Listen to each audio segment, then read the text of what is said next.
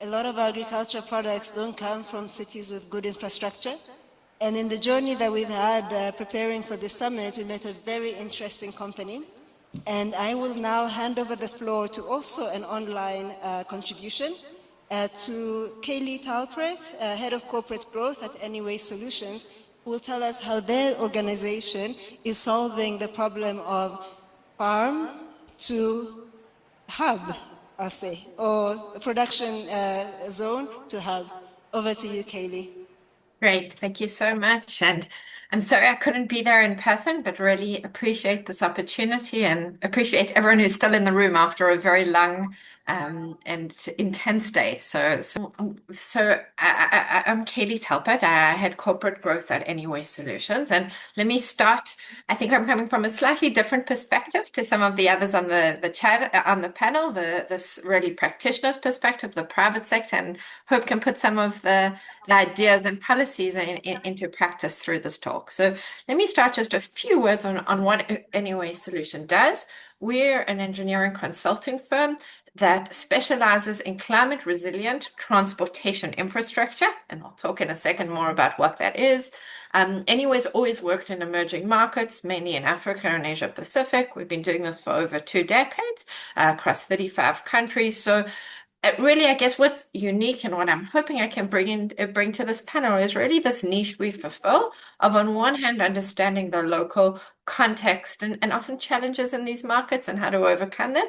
And on the other hand, bringing the technology to overcome these challenges and create this climate resiliency in the different contexts in which we work. And I think 2 parts that are core to what we do, and I think core to designing climate resilient road networks, which are key to any corridor approach in Africa, are one, the use of really advanced technology, but we use this word a lot, fit for purpose.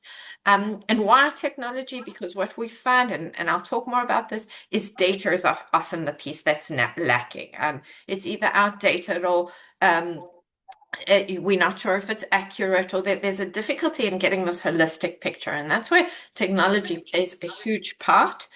But it has to be fit for purpose. And part of being fit for purpose is also having a human-centric approach. So key to us and key to making the climate resilient infrastructure is really making sure that we're taking the perspective of the local communities we serve, that we're listening, that we're doing capacity building, and really working hand in hand with the people who stand to potentially benefit from the road networks that we're enhancing. So that's a little bit of background, but let's get back to the topic of this panel. And really the piece I'd like to focus on is feeder roads, farm to market roads, rural connections, because really you can't talk about agri-food corridors without talking about them. You can have the best corridor in the world, but if farmers don't have a way to get their products to that corridor, then it's very limiting in terms of who benefits from these corridors. And later, you're going to hear from my partner at Makueni County, Michael Maluki. But I'm going to talk steal a little bit from him, just to kind of put some of this in and make it more practical and concrete. And, you take a county such as Makueni, which I'm sure most of you are very familiar with, a leading producer in mangoes. But today, 90% of its county roads are unpaved earth, gravel. And what that basically means is in the rainy season, products can't move. Like roads get flooded, they become inaccessible. And this means, not only are products not getting to the corridors, it means the mangoes can't get to the cities, but obviously there's, as I think everyone in this room knows, socioeconomic impact. Kids can't get to school, you can't get to healthcare facilities. So I start with this point of why do we need to look at the climate resiliency of the first mile, the feeder roads, these rural areas, and how important it is to make sure that this is part of any discussion on corridors. And the next point is then really, what do I mean when I say climate resilience? We throw this word around a lot. So what's it in the context of road networks? And I'll give you a very simple, non-technical definition. It's that roads are passable throughout the year, without, regardless of what the climate stress is, whether it's in the rainy season, where it's holding up under heat or dust or erosion in the dry season. And unfortunately, the reality is this isn't a given. There's so many different factors that affect climate, but generally with roads, one of the biggest ones is water, and making sure roads are properly built, taking all the potential sources of water, which I'll talk about, into consideration. And I think this is the key point, is if we're talking about climate resiliency, it's not necessarily a more expensive road, but it's a road that's built correctly from day one. And that really means taking a more holistic approach, looking at these different data sources. And I'm going to speak about, and really making sure we're building the road once and don't have to keep building the same road again and again, which unfortunately is often the reality we've seen around us in many of the countries that we work in. And this leads to this point of technology and data.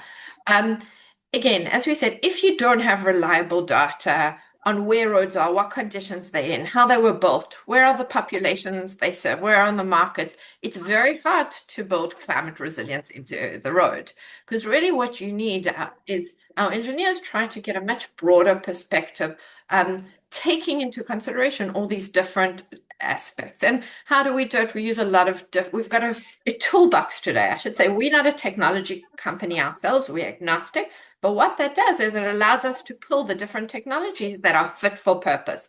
So we do a lot of work with Earth observation satellite, with remote sensing and LiDAR, and of course AI comes into all of this, some really unique ways of using it.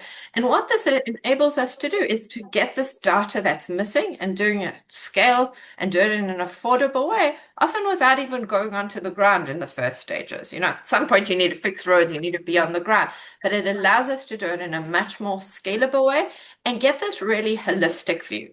And that's the key part that I hope to take away from this, is to be able to look at the underlying factors, at the terrain, at the hydrologic features, where the water's flowing, where it pools, what's current rainfall, what's the future rainfall, the soil, erosion. Like, there's so many different factors that need to be taken into consideration to make sure that the roads are actually climate resilience. And it's basically looking at the ecosystem and the system as a whole, and not just at any one specific road. And I'd say the last part of this, and what data enables us, is the ability to prioritize. And this is true of everywhere we've worked. There's never enough money for the repairs, upgrades that need to be done. And specifically when you look at extreme climate events, the increased frequency of them, unpredictability. So what do we do to make that money go further? And this conference is all about investment. How can we prioritize where that investment should go? And that's where I'd like to turn to this case study from what the work we started doing with Makueni County. And we're working there to develop a data-driven prioritization model to enhance the climate resiliency of Makueni's farm-to-market roads, the feeder roads. Makueni sits on the northern corridor, but it's also a model that we think will be relevant across Kenya, across Africa. And it's based on what we've also done in other areas. We do a lot of work, for example, in Papua New Guinea and Philippines. So bringing that all together. But again, let's take it back to Makueni, and Engineer Michael can speak further on that. Makueni's got one of the largest road networks in Kenya. It's over 2,000 kilometers of roads. As we've said, these are 90% unsurfaced roads, often become unpassable. And as I said, like any county, no one has the budget to fix all these roads. So how do you prioritize? Now, Makueni's got a fantastic participatory approach to do this, but there's a challenge of scalability. It's very time consuming. How do we do this in mass and also in a way that potentially unlocks further funding? And this is where our prioritization model comes in. So what we're doing here is we're using our different technologies, specifically here GIS, Earth observation satellite, also open source tools such as OpenStreetMaps, basically screening the network as a whole so that we can create this transparent, data-driven process for road prioritization that's also cost-effective and scalable. And just to give you a sense, this takes into account a lot of different factors. So crop types, land usage, population density, catchment areas, hydraulic terrain, geological conditions. There's a long list. But the key here is basically that climate resilience is at the heart of this prioritization process. It's something that's data-driven, it's objective, And the next step is then prioritizing the roads. So here again, it's making sure you're using appropriate materials, wherever local materials, rehabilitation processes, recycling, and that's something that's really core to our work at anyway, taking from some of the methods we've done globally. And the final piece of this is also putting in place a cost-effective and fit-for-purpose road asset management system, which again has to be appropriate to the local conditions. So being able to work on gravel, unsurfaced road, maybe to put on any vehicle. We've discussed that this could also be done even on a boda, on a motorbike. So again, it's taking this comprehensive approach of finding the right technology in order to do the data, to prioritize. Part of this is building capacity of the local roads authorities that they're able to do it themselves. But part of it is also that we're very carefully documenting this and making sure that it's something that can be replicated in other counties and across the region. And I think to close, this really comes back to the point of this conference, is how can this be, we think this is a first step of building the transparency, building the baseline, building the data in order to bring investment to this local level. And I'll end with this as really a question to the panel and to everyone in the room, is we know that there's a challenge that climate adaptation finance generally flows to the national level. And what can we do in order to make sure that more of it's going to the local government level, to the local road authorities? We believe that this data-driven prioritization model is part of the solution, really letting investors get the most bang for their buck, making things more bankable, hopefully more attractive to the financial institutions in the room. And really that's the question I'll then put to the panel is, how do we ensure that climate adaptation funding flows to the local roads and infrastructure that connect farmers to markets? And how can we really make sure that this becomes part of a comprehensive corridor financing approach? So I'll end there. And here are my details if anyone wants to contact me, and would definitely be happy to continue this conversation afterwards. Thank you.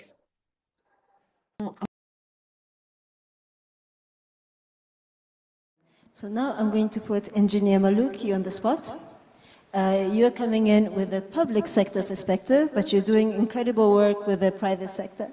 What incentives at a county level, and in response to what our colleagues have said, are you as a county government providing to crowd in the private sector in a climate resilient and sustainable way? Thank you so much. As you heard, my name is Michael from Makueni County. I'm a senior roads engineer, and I'm just coming in to give a perspective from the local government, from the grassroots level, what we have been talking since morning about smallholder farmers, though we have been advised not to call them by that name, but they are very important in this conversation. Makueni County is well known for public participation. And in every project, every program, every investor who comes to Makueni County, they must understand that the local community, the grassroots community, means everything for every project we are doing in Makueni County. When we are doing the CIDPs, the ADPs, we start from the local village, just trying to get the views of what are the most pressing needs from the local community. That's when you heard Caylee when she was presenting that we are not talking about, we are talking about these big corridors and these international trunk roads, but let us not forget these local roads which connect these national corridors. And therefore, for us as a county government of Makueni, when we're looking at Anyway's solution, which is a good institution which has a track record on managing climate resilient infrastructure, we see them as great partners for us, because when we are planning these roads with the local community, that's when they come in for us to do the road asset management through technology, through use of AI and GIS, so that we can plan well. Because sometimes we have limited staff from the county government, so when we get such technologies for us is a plus as a county government.